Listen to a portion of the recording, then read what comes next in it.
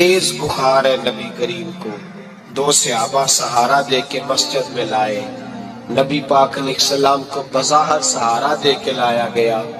کریم رسول نے لوگوں کو جمع کیا، حضور آج کیا ہونے والا ہے، آج کیا کہا جائے گا، آج کس لیے میٹنگ بلائی ہے؟ نبی کریم کے کل صحابہ جب مسجد میں جمع ہوئے تو کھچا کھچ مسجد بھری ہے۔ مثال ظاہری سے چند یوم پہلے کی بات، نبی پاک نے فرمایا آج تمہیں کوئی جہاد کی ترغیب نہیں دینی، آج کوئی نیا پیغام نہیں دینا، آج تمہیں بتانا ہے کہ رب نے اپنے بندے کو اختیار دیا ہے، چاہے تو دنیا میں رہے، چاہے تو اس کی بارگاہ میں حاضر ہو جائے۔ اس عبد نے بارگاہ ربوبیت کی طرف لوٹنے کا ارادہ کر لیا ہے۔ حضرت صدیق اکبر رونے لگے تو صحابہ نے کہا تمہیں کیا ہوا؟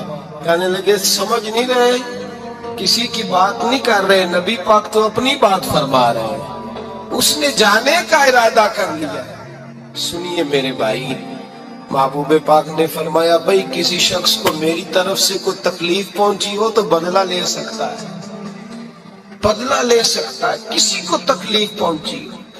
صحابہ پھوٹ کے رونے لگے، محبوبہ کرم ہی کرم ہوا ہے، رحمت ہی رحمت آئی، آپ کے بارے میں گمان کرنے والا بھی دائرہ ایمان سے نکل جائے۔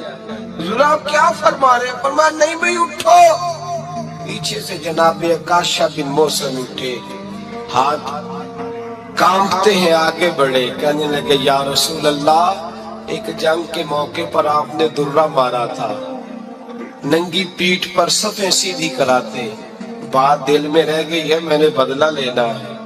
نبی کریم نے فرمایا بلال دوڑ کے جاؤ، فاطمہ کے گھر درہ پڑا ہے، درہ لاؤ۔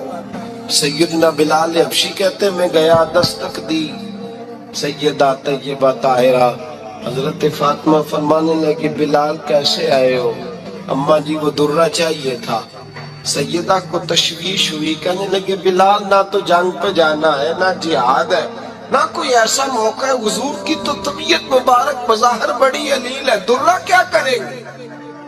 حضرت بلال عرض کرنے لگے اماں جی ایک صحابی بدلہ لینے لگے ہیں، صاحب طبقات نے جملے لکھے ہیں، کہتے ہیں بی بی صاحبہ نے درہ بھی دیا اور امام حسن حسین کو بھی باہر نکالا۔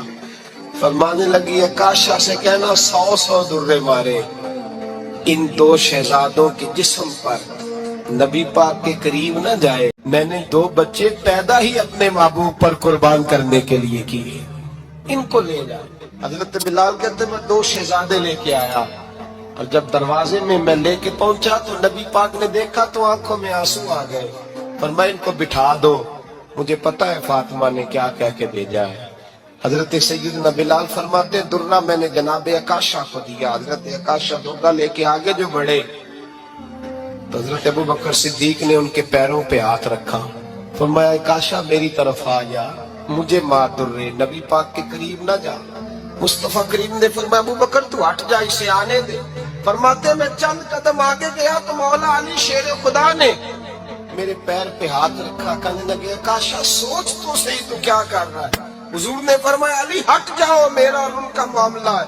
جناب عکاشہ آگے بڑھ رہے، نبی کریم نے فرمایا میں اپنی امت کو درس دینا چاہتا ہوں، خبردار خبردار زندگی میں تمہارے ہاتھ سے زبان سے کسی کو تکلیف نہ پہنچنے پائے، خبردار یاد رکھنا وہ معاشرے بگڑ جاتے ہیں، وہ معاشرے تباہ کر دیے جاتے ہیں جہاں ظلم ہوتا ہے، جہاں زیادتی ہوتی ہے، جہاں لوگوں کو ستایا جاتا ہے۔ محبوب کریم کے قریب آئے حضرت عکاشہ، حضور میری پیٹھ ننگی تھی، آپ بھی ذرا کپڑا ہٹائیے۔ نبی کریم نے پیٹھ سے کپڑا ہٹایا، جناب عکاشہ نے درہ جو اٹھایا تو صحابہ کی چیخیں نکلی، حضرت عکاشہ نے درہ دور پھینکا، حضور کے بطن اطہر سے لپٹ گئے، چومنے لگے، کہنے لگے حضور وہ تو صفیں سیدھی کراتے لگ گیا تھا، آپ نے کہاں مارا تھا؟ یا رسول اللہ میں تو بہانہ بنا رہا تھا کہ جاتی دفعہ مجھے وجود چومنے کا موقع نصیب ہو جائے، مجھے یہ موقع نصیب ہو جائے۔ میرے حبیب نے فرمایا جس نے جنتی دیکھنا ہو میرے عکاشہ کی زیارت کر لے۔ اور ایسے ہی واقعات جاننے کے لیے ہمارے چینل اسلامک 07 کو سبسکرائب کر لیجئے۔